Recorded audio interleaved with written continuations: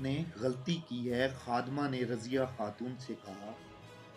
خادمہ پچھلے دروازے کے ساتھ کان لگائے عز الدین اور رضیہ خاتون کی باتیں سن رہی تھی۔ عز الدین نکل گیا تو خادمہ پچھلے دروازے سے اندر آ گئی۔ اس نے کہا اگر آپ ضد کریں گی تو یہ شخص آپ کو فی الواقع ایسی قید میں ڈال دے گا جو ہوگی آزادی مگر قید سے بدتر ہوگی۔ اب آپ نے آقا کی نیت جان لی ہے، اب ان کے ساتھ اس سلسلے میں کوئی بات نہ کریں، ان کے سامنے خوش رہیں، بظاہر بے حس ہو جائیں، آپ جو ارادے لے کر آئی ہیں وہ ہم پورے کریں گے۔ مجھے یہ سن کر خوشی ہوئی کہ آقا نے آپ کو بگھی پر باہر جانے کی اجازت دے دی ہے۔ ہم آپ کو اپنے کماندار سے ملوائیں گے، اور اگر اسحاق ترک آ گیا تو اس کی بھی ملاقات آپ سے کرائیں گے۔ دروازہ آہستہ سے کھلا، دونوں نے دیکھا رضیہ خاتون کی بیٹی شمس النساء تھی۔ وہ دروازے میں رکی، اس کے ہونٹوں پر مسکراہٹ آئی مگر آنکھوں سے آنسو بہہ نکلے۔ مسکراہٹ آنسوؤں میں بدل گئی۔ ماں نے آگے بڑھ کر بیٹی کو گلے لگا لیا اور دونوں کی ہچکیاں سنائی دینے لگیں۔ خادمہ باہر نکل گئی، کچھ دیر دونوں الملک الصالح کو یاد کر کے روتی رہی۔ تم اتنے دن کہاں رہی؟ رضیہ خاتون نے پوچھا۔ چچا عز الدین نے آپ سے ملنے سے منع کر دیا تھا۔ وجہ پوچھی تھی ان سے، انہوں نے گول گول اور محمل سی وجہ بتائی تھی۔ شمس النساء نے جواب دیا، ابھی بھی انہوں نے کہا ہے کہ اپنی ماں کے پاس جاتی رہا کرو۔ انہوں نے یہ بھی کہا ہے کہ میں بہت مصروف ہوتا ہوں، تم اپنی ماں کے ساتھ زیادہ وقت گزارا کرو۔ انہوں نے یہ نہیں کہا کہ اپنی ماں پر نظر رکھا کرو اور مجھے بتایا کرو کہ اس کے پاس کون آتا ہے اور کیا باتیں ہوتی ہیں۔ ہاں، شمس النساء نے معصومیت سے جواب دیا، انہوں نے کچھ ایسی باتیں کی تو تھیں جو میں سمجھ نہیں سکی۔ میں نے کہہ دیا تھا کہ اچھا بتایا کروں گی۔ انہوں نے یہ بھی کہا تھا کہ تمہاری ماں ضدی، وہمی اور جھگڑالو معلوم ہوتی ہے، اسے یہ بتایا کرو کہ میں بہت مصروف اور پریشان رہتا ہوں۔ سنو بیٹی، رضیہ خاتون نے کہا، اب یہ معصومیت اور بھولپن ترک کرو، تم جوان ہو گئی ہو۔ میں یہ نہیں کہوں گی اب تمہاری شادی ہونی چاہیے، مجاہدوں کی بیٹیوں کے ہاتھوں پر لہو کی مہندی لگا کرتی ہے، زندہ قوموں کی بیٹیوں کی ڈولی کم ہی اٹھا کرتی ہے، ان کی لاشیں میدان جنگ سے اٹھائی جاتی ہیں۔ تمہاری بد نصیبی یہ ہے کہ تم اپنے بھائی اور اس کے مشیروں کے سائے میں پل کر جوان ہوئی ہو۔ یہ سب غدار ہیں، تمہارا بھائی بھی غدار تھا۔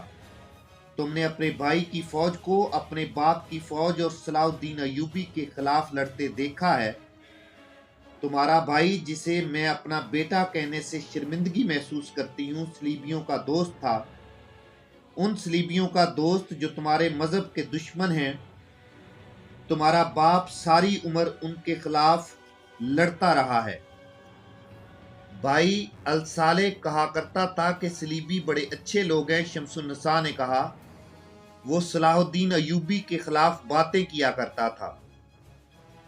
ماں نے شمس النساء کو بتایا کہ صلیبیوں کے عزائم کیا ہیں اور یہ بھی کہ ان کی دوستی میں بھی دشمنی ہے۔ رضیہ خاتون بولتی جا رہی تھی اور شمس النساء کی آنکھیں کھلتی جا رہی تھیں۔ ماں کا ایک ایک لفظ بیٹی کے دل میں اترتا جا رہا تھا۔ اس میں ممتا کا سحر بھی شامل تھا جس سے بیٹی مسحور ہوتی جا رہی تھی۔ مسلمانوں کا کوئی دوست نہیں، رضیہ خاتون نے کہا، دنیا کی ہر وہ قوم جو رسول خدا کا کلمہ نہیں پڑھتی مسلمانوں کی دشمن ہے، اور ان کی دشمنی کی سب سے خطرناک صورت ان کی دوستی ہے۔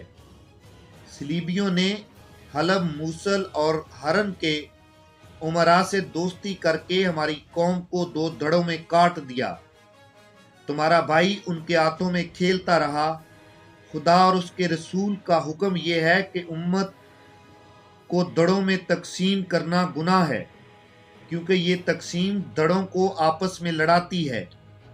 قرآن کا حکم بالکل واضح ہے کہ کفار کے مقابلے میں سیسا پلائی ہوئی دیوار بنے رہو، مگر کفار نے عیاشی کا سامان مہیا کر کے اس دیوار میں شگاف ڈال دیے تھے۔ شیطان کی باتوں میں جادو کا اثر ہوتا ہے۔ عورت، شراب اور جواہرات اور بادشاہی کے خواب انسان کو گہری نیند سلائے رکھتے ہیں۔ شیطان کا یہ کام صلیبیوں نے کیا۔ میں نے یہ سب اپنی آنکھوں سے اس محل میں دیکھا ہے۔ شمس النساء نے کہا، میں اس وقت چھوٹی تھی، کچھ سمجھ نہیں سکی۔ مجھے جب بائی الصالح نے سلطان ایوبی کے پاس اعزاز کا قلعہ مانگنے کے لیے بھیجا تھا تو میں سنتی کھیلتی یہاں کے سالاروں کے ساتھ سلطان کے پاس گئی تھی۔ مجھے کسی نے نہیں بتایا تھا کہ یہ سب کیا ہو رہا ہے۔ مجھے یہ معلوم نہیں تھا کہ یہ خانہ جنگی تھی جو صلیبیوں کی کارستانی تھی۔ مجھے کچھ بھی نہیں معلوم تھا۔ ماں، مجھے بتاؤ، مجھے بتاؤ۔ ہاں بیٹی، غور سے سنو۔ رضیہ خاتون کی آنکھوں میں آنسو آ گئے۔ اس محل میں ابھی تک شیطان کی حکمرانی ہے۔ عز الدین نے میرے ساتھ شادی کر کے مجھے اپنی بیوی نہیں، اپنا قیدی بنایا ہے۔